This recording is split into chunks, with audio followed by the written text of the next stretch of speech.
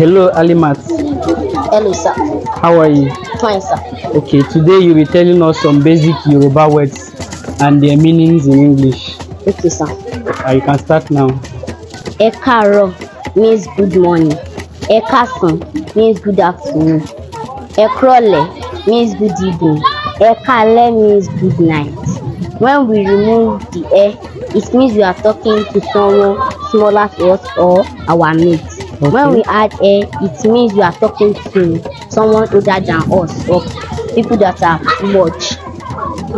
Some proverbs that I know are Baminomomi Kojenolomo. It means when someone born a child and another person beat the child and child report to her mother, the mother may be angry. Ojú kan ló ń bímọ, ìgbà ojú ló ń wo means when someone born a child, many people will tell the child this is the right thing to do and this is the wrong thing to do. Àkàrà tú sépo means someone's secret has been revealed. Gbóúnjẹ alẹ́ fún ológbò jẹ́ means what you do another person get the reward. Thank you, sir.